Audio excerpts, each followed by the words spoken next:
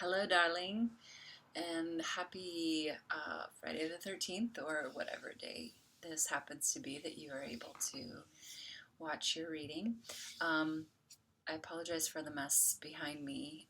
Just moved in the last couple weeks and still settling in, so my special sacred space is a little messy. Um, but I've been preparing the cards, meditating on you, and essentially asking the universe and any of your spirit guides what message should come through for you. And just kind of being quiet while I do that. We are using the Anima Mundi Tarot deck today, and this is one of my new decks. Oops. I love the inside. It says, "May the spirit of the earth guide your way." So I don't think I've done a reading for you before, so let me give you the whole spiel. Usually what I will tell people is when they're doing a reading to have a notebook handy and a pen, so a piece of paper and a pen, and jot down anything that comes to mind as you're listening. And it may seem like these are the most mundane things that are coming to mind, but trust me, it will all come together in the end. So jot down anything that comes to mind, whether it's a thought, a memory, sound, smell, an image from a movie, song lyric, you name it. The nice thing is you can hit pause anytime and do that. So you don't have to worry about missing out on anything. And then make sure that you write down what you hear, versus like worrying about getting word for word. So, if you hear me say the train is coming into the station and you hear the train is here, those are two, take what you hear. Because I'm a firm believer that you will get the message that you're meant to have, regardless of the words that I actually say. So, fretting over making sure you get down exactly what I said isn't necessarily important. When you hear something that strikes you, press pause and just write down what you know that thing to be.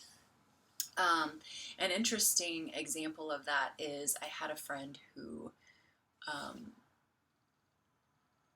what was it? There was something in her, I didn't give the reading for her, someone else did, but she heard that something about a dance partner. That was the partner she was looking for. She had recorded this session, it was like 2 years ago. And when she went back to listen to it, she realized, or no, I think she had heard that she was looking for someone to dance in the kitchen with her. And that was something very special to her, something she wanted. And what the person had actually said was just like a dance partner. So that's where I was like, oh, that's interesting.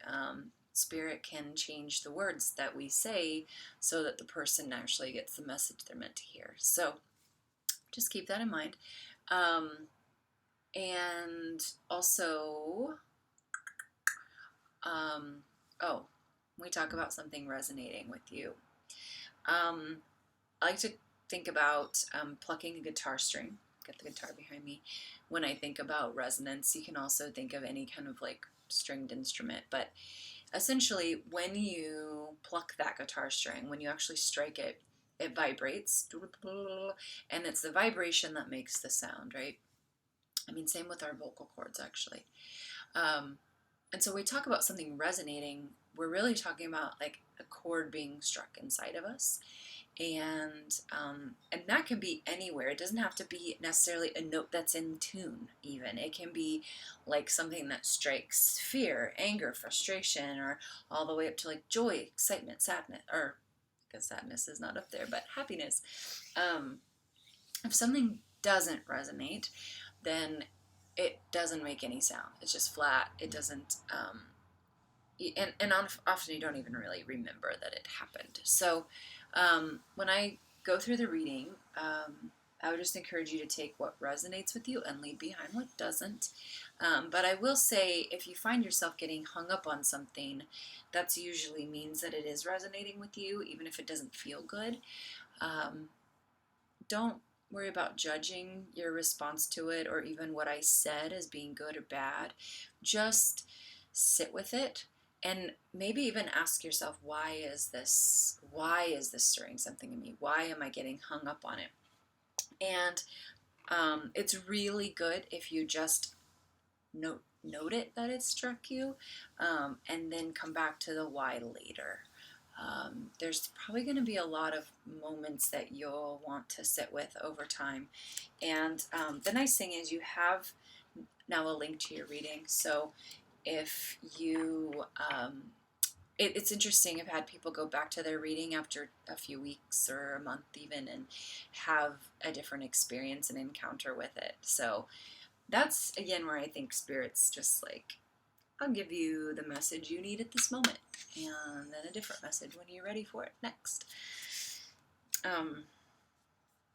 So that's kind of cool. Your reading stays alive. Okay. I've done all the shuffling that I need to do. I love this. This is the back of the deck here, and I think you'll really love the imagery on these cards. They're pretty amazing. I'm going to be doing a traditional Celtic cross reading for you, and I had considered, there is a full moon spread, and I considered doing that for you, but it's not honestly as in depth, and it's a little bit better for personal personal tarot practice. But if you go back, I think in the history of the group that I'll add you to, my intuitive living group, you'll find it in there. So if you're ever interested in getting your own cards, you can do that. Okay.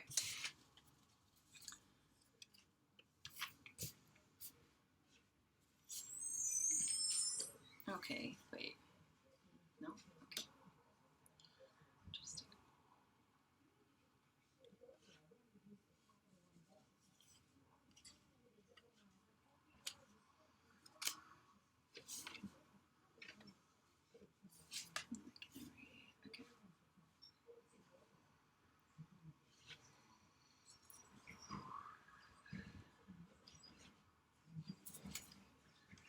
So there's a thing with tarot where if a card comes out upside down, we call that reversed or reversal.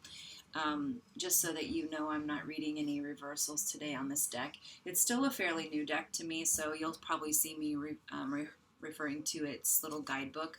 But also, I'm just confident that the right message will come out for you whether I read reversals or not. And it's just an unnecessary challenge, to be really honest. So let me get you a view of this so you can see what's going on here.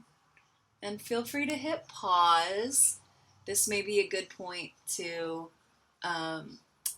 jot these cards down in your journal or on your piece of paper. So you can hit pause. We are going to go through them, so don't feel pressured to do that by any stretch. But I like, if you were doing a reading in person with me, you'd get to actually spend time with the cards, and I think it gives you a little bit deeper of an understanding. So I always like to show you what we're working with. The three cards that are parallel to me represent you. And they are in order from left to right, past, present, and future. I like to start with the present. And we have the Eight of Wands, this little road runner on the move.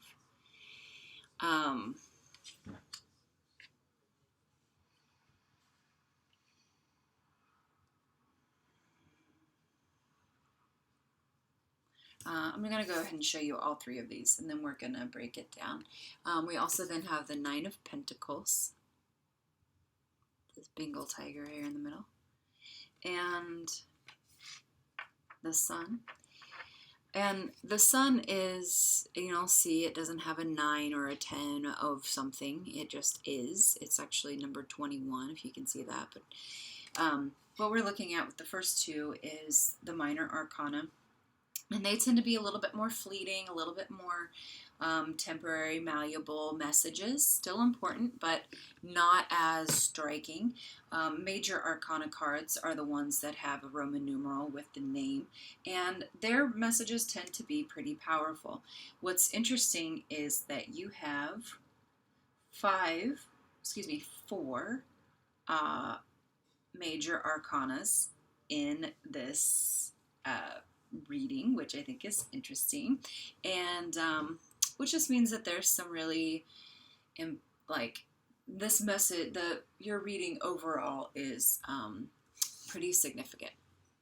Okay, so what we're looking at here with the present is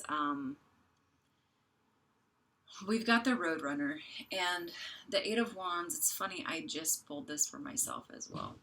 The Eight of Wands is a spiritual card. It pertains to kind of the ethereal side of things, the spiritual realm, and you can. I'm just going to give you a quick overview of all of the suits so that you can apply that if you want later. The wands are the spiritual, the more aesthetic, the things you don't see. Pentacles are earth or material things, anything you can touch, taste, smell, feel. Swords relate to communication and words, so how we interact with each other, but more specifically through the way that we talk to each other, or even emails, text, any of that can fall under that category. And then cups, which is the emotional side of things. So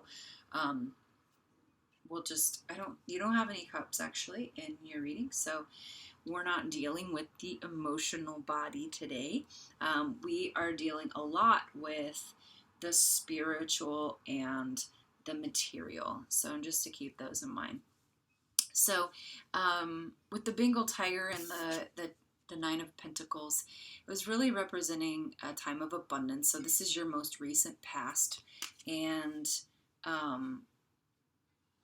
it's almost like I'm getting this feeling that there was like a time of what you felt to be luxurious and full, and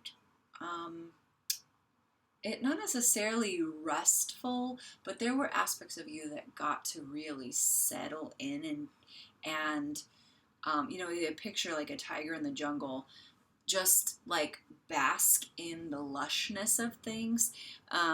Whereas now you're kind of like on the move. Things are moving much quicker.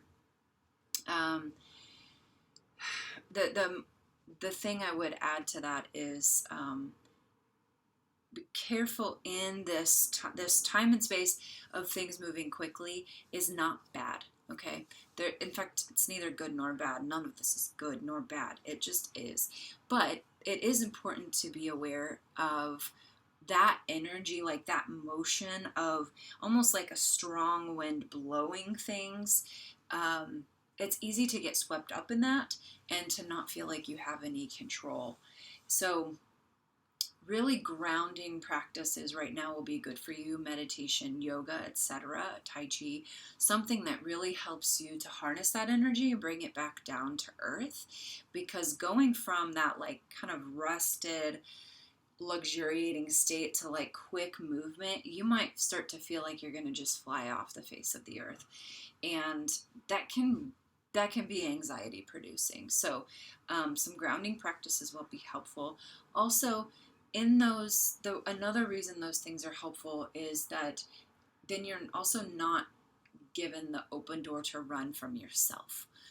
You really have to, in those moments, face yourself and be okay with what you're seeing. Near future is the Sun, and this is 21. This is a major arcana card. And I just love these cards. They're so beautiful. Okay. So this is where you're moving to, and I'd like to pull out a guidebook for this one just to get a little bit clearer of an understanding how this card fits in for you.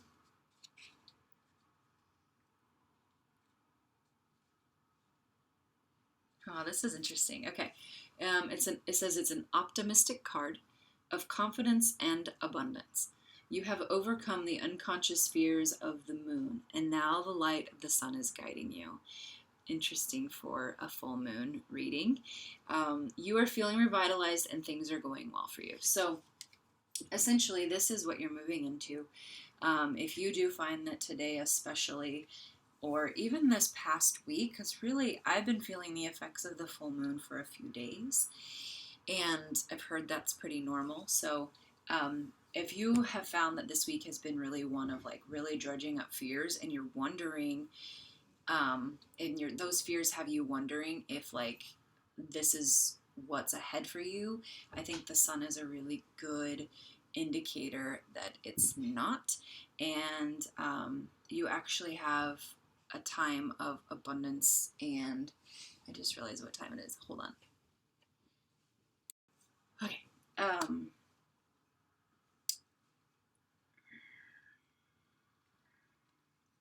So we do have a card overlaying these three, and it's Five of Wands.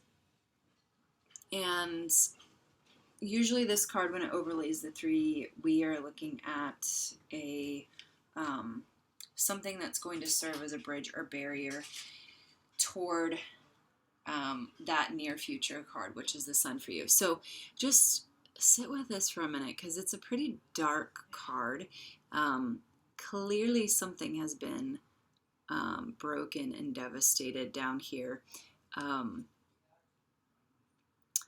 to be really honest, I think this could be a bridge or a barrier for you. I think a lot of what's happening is something,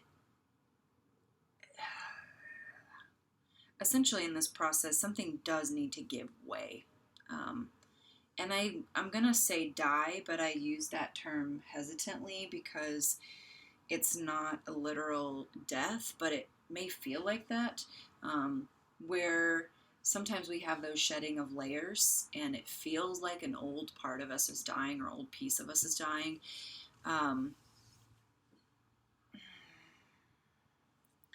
And it seems like it's going to be the result of honest communication. So if that's honest communication from you in this time of like facing yourself and sitting through things, maybe honest communication from the divine or whatever is out there, or even your higher self, or it could be coming from it could be coming from outside of you as well. Here's the rub on that though. If it comes from outside of you, it's probably because you're not listening to the inside of you. A lot of times what we manifest outside of us is a reflection of what's going on internally. And so if you find that you get the message from somewhere else, it's totally fine. There's, again, no judgment. It's not right or wrong. But it was also probably because the message has been trying to get through internally and not making it. Again, kind of a byproduct of that hurried atmosphere where you feel like you're rushing all the time. It is hard to sit and be still with yourself. So another plug for that, if you will. So just to be aware, recap here, be aware you're going to be shedding some layers. It's going to be necessary to get you to that like sun destination. Okay. The cards we have above and below represent your hopes and your fears. And I'm going to start with the fears. So we have the Five of Pentacles.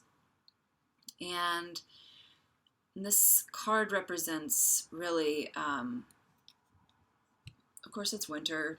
And this poor branch is laden with snow. Everything's covered with snow. This feels like a very barren time. With the fear really being that you will be destitute,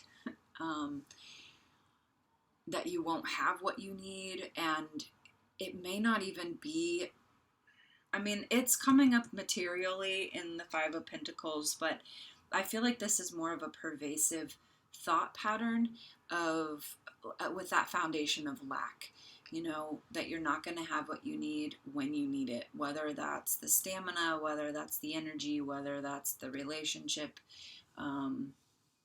the time, the financial goods, like whatever it is that you need. There's that pervading fear, with the hope being kind of just the opposite, actually. The two, or the three, the major arcana, which is the Empress. And I mean, here we see this Empress as a flower in full bloom. In a lot of decks, it's a woman with like an abundance of living creatures around her that she's nurturing and giving life to. So it's kind of this opposite. Like, the fear is that you're going to have nothing, but your hope is that you will essentially be the radiating wellspring of everything around you. And I don't know, I think as women, that is something that we desire, is to be, I mean, our bodies are literally designed for nurturing, for creation, growth, and nurturing, and other beings, not just ourselves, but other beings. And that's a good reminder too, is that all has to start with yourself, learning how to nurture and care for and protect and grow and thrive within yourself. And then everything outside of you, again, is a direct reflection of what's happening inside. I was thinking about this too the other day, about how, like, a lot of times our fears and hopes are really intermingled like this. Like, it's not really all that surprising that they are opposites of the spectrum. And I was thinking about, for a long time, having this fear that I wasn't worthy of being loved, but yet really wanting to be loved, and how that fear kept my hope from happening. So it's really, I think this is kind of an invitation for you to sit with some of those base fears that are a little bit more foundational to you, and so that the hopes that you have can get some breathing air. Like, I picture like a candle in a jar, and how when you put that lid over the top and you limit the oxygen coming in, the candle eventually is snuffed out. And that's really what our fears are doing, is sitting on top of us and snuffing out that deep flame that we have, that ignites our hope and ignites our life and brings us joy. So if you can confront that fear, and it's really, one thing you can do with fears is speak the opposite to yourself. So you take the fear of, like, okay, let's say I'm afraid I'll never be loved. And you turn that around and you take the truth out of that and say, I am loved. I am worthy of being loved. I am lovable. I am loving. Everything that corresponds with that. You take that fear and you pull the truth out of it. It's usually the opposite thing. And with this, so with this, like, what you can do is say, I am abundant. I am grateful for my abundance. I co-create my abundance. Like, whatever that truth is that comes out, like, start saying that to yourself. And I like to use those when I'm meditating. And I kind of imagine that as I'm meditating, I'm inhaling light into my being, and that's expanding me.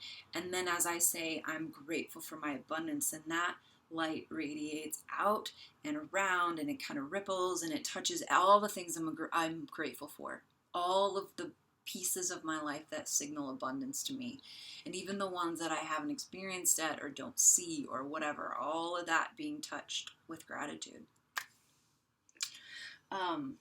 Okay. I want to really quick look up this spread, because I tend to make up the last 4 cards and what they mean, and I'm kind of getting the signal that I need to review that. So give me just 1 second.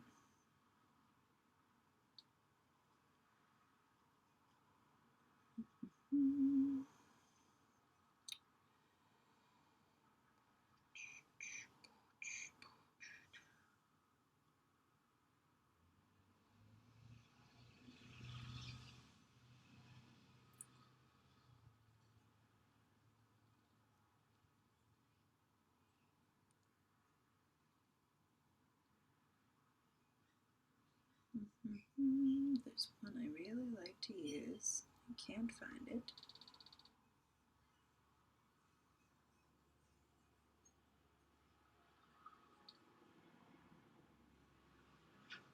Yeah, here it is. Okay.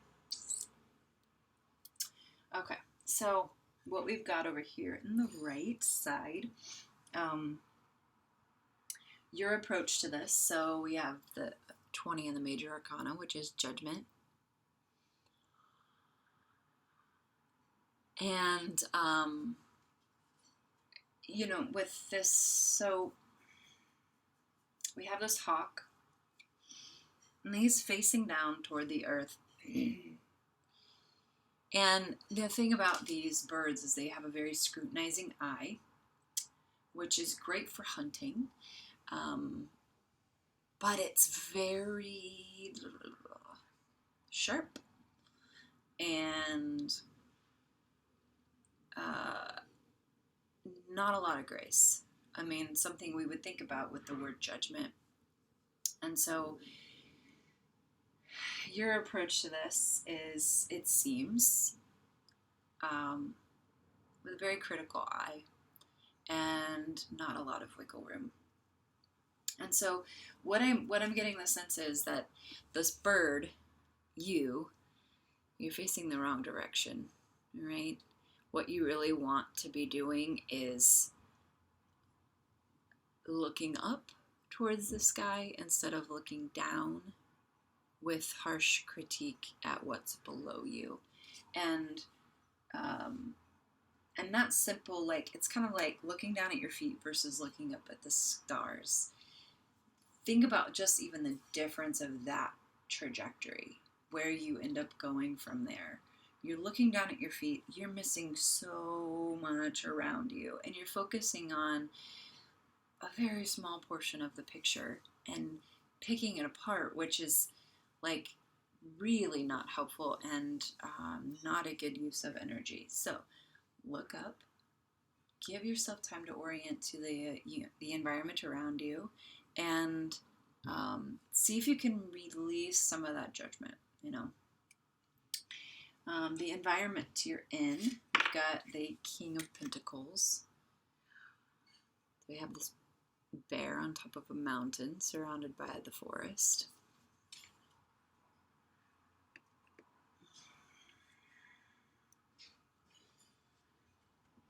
And when we get the King of any of these suits, it's almost like a level of mastery.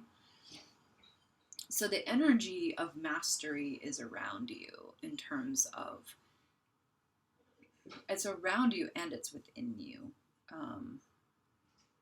When we talk about working through some of these lack beliefs,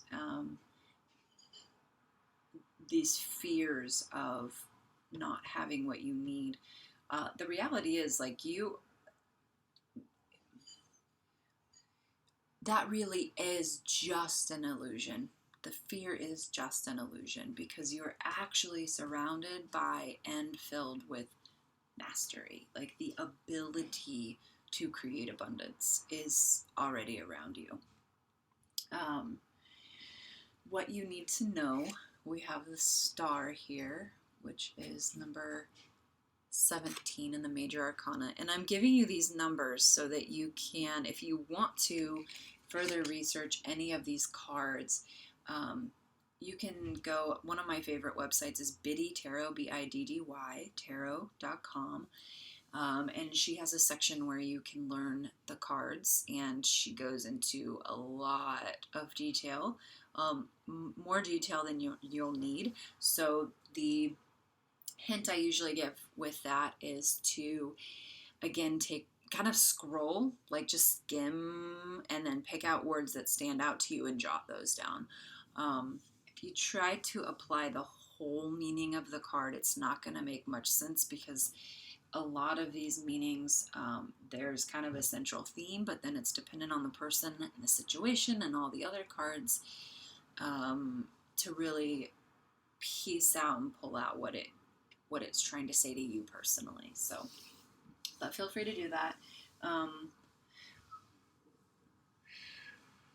What you need to know, essentially you're being guided. We think about, a lot of stories with stars guiding sailors, guiding the three wise men. Like, there's just kind of this general idea that the stars come out at night to help guide us through the darkness.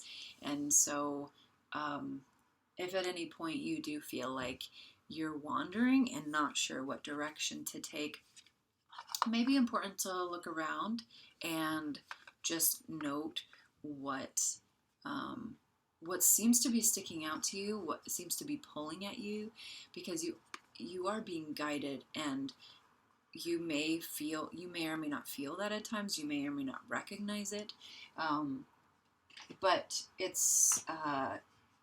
is happening. And the resolution, so we have the Knight of Wands, and this little hare. So it's evolved from a roadrunner to a rabbit. And I want to look this one up because I have something funny that's come to mind. Not quite sure if that's where we are.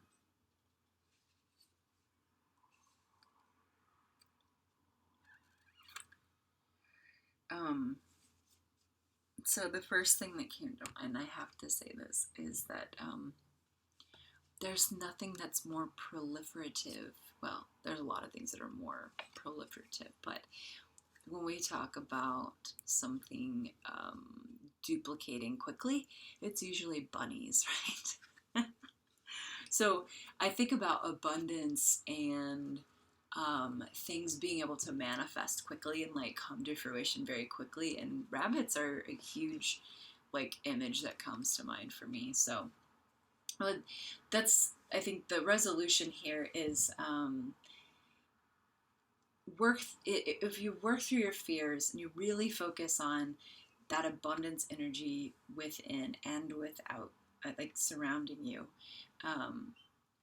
you're going to be able to manifest the things that you're desiring very quickly. It's almost like fear, again, like snuffing out things. It also kind of serves as a blockage and blocking that creative manifestation energy. And so when you could really work through the fear, not just push it aside, but really break it down and change the nature of it, you open these pathways for the energy of your life, like the creative manifesting energy of your life, to flow, and to flow in a way that